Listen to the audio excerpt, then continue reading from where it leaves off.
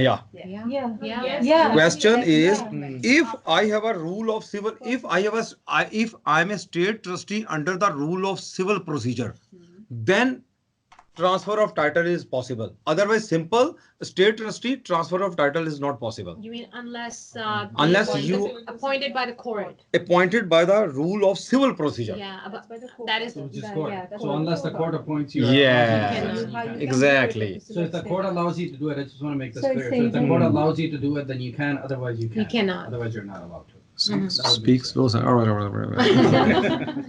So bad habit of talking fast. Yes. Can you repeat? Okay, can you read? First, she's gonna read. Estate sale. Estate sale, where a deceased person is a registered owner of the property being sold, all the estate trustees must sign the agreement on behalf of This is the also estate. important. All okay.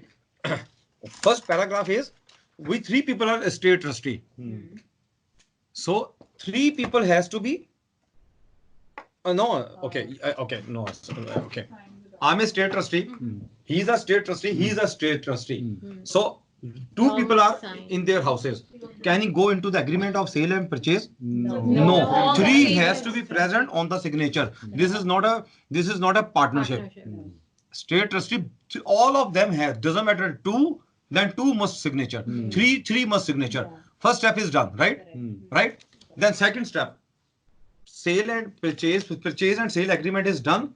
Transfer of title from here to other party unless I was appointed under the rule of civil procedure. Then possible, otherwise not possible. The estate trustees are identified in the will of the deceased, if any. Although the estate trustees named in the will may have apparent authority to enter into the agreement on behalf of the deceased. Agreement, only agreement. They will not be able to complete the transaction by signing and delivering a registrable transfer of title until they have been appointed estate trustee under Rule 74 or 75 of the Rules of Civil Procedure. Yeah, transfer of title. Yeah. You got it? Yeah. This paragraph is very important because this is real estate, this is estate planning as well. So both gonna cover. Third is also important.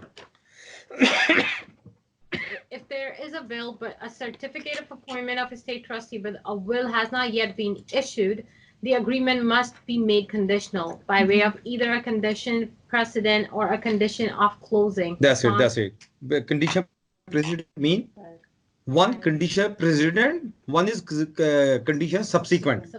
What's that mean? It's prior to the closing. Prior to the closing, after the closing. So it means, sir, there was a will, but certificate of appointment state trustee with a will has not been issued. Because there is no issued by the court, whatever, right? But still, I can go into. You can enter the Conditionally. Conditional. I can go into the binding agreement conditionally. A binding will not be a binding agreement unless condition has to be filled up. One I'm gonna show you. You got it? Yeah. Okay, leave it. Then seller of matrimonial home. Seller of matrimonial home. Everyone knew matrimonial home.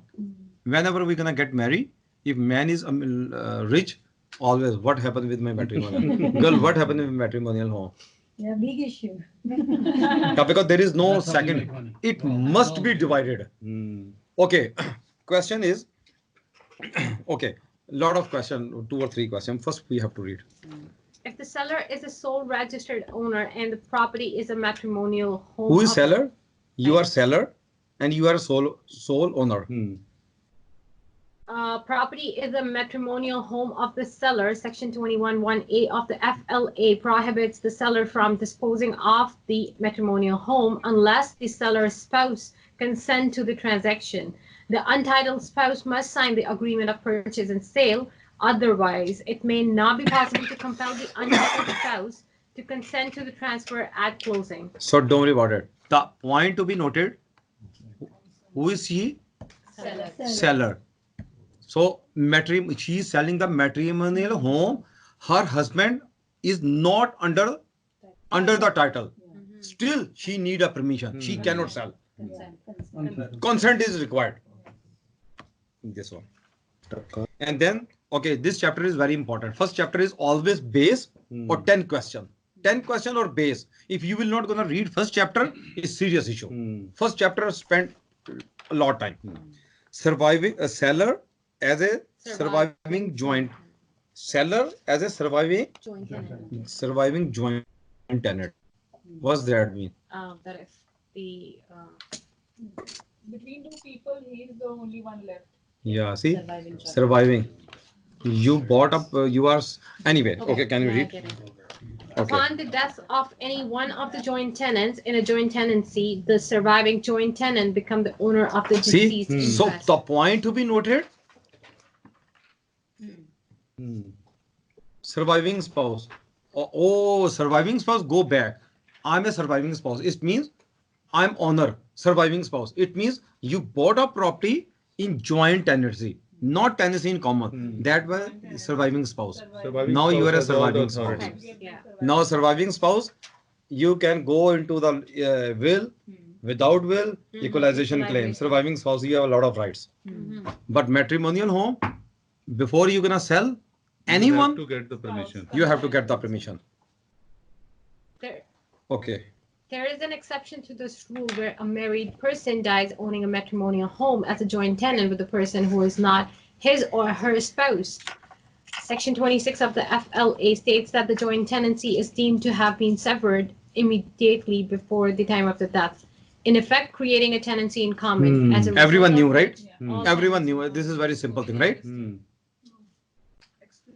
Okay. If I'm asking everyone knew, so you should point it at me. Yeah. Okay. Can you explain? It's the same language. Please. No, without reading, you have to explain. Yeah. Once you go after the reading, everyone can explain. Just read the topic. Just start. So, for example, I'm in joint tenancy with the other person, Which is And- not your spouse. which is not my spouse, and One of the the other, persons yeah, dies. the other person dies, and according to joint tenancy, I am the survivor. So I'll be owner of the that joint tenancy property. So if that property is a matrimonial home, it wouldn't be joint tenancy anymore. It would be tenancy in common because yeah. It will be Okay. deemed to be Just tenancy in I common. need your eye contact. My name is Aamer Chaudhry. She is my mother. I'm buying a property.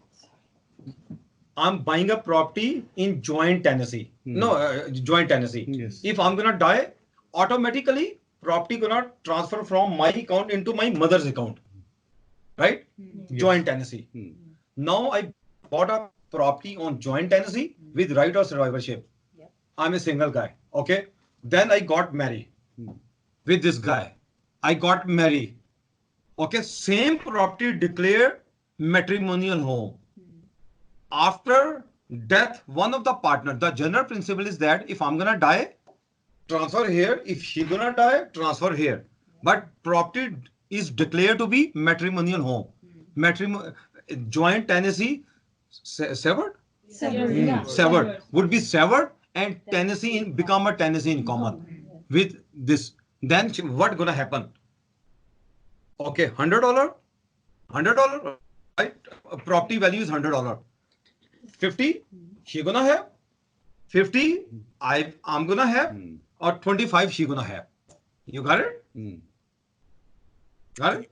Can you repeat that again? So, no, don't worry about it. No, it's my mistake. Don't worry about it. No, Yeah. tennis in common. Don't worry about Only it. 2 people are left. No, 3. No, okay. Hold on. Just hold on.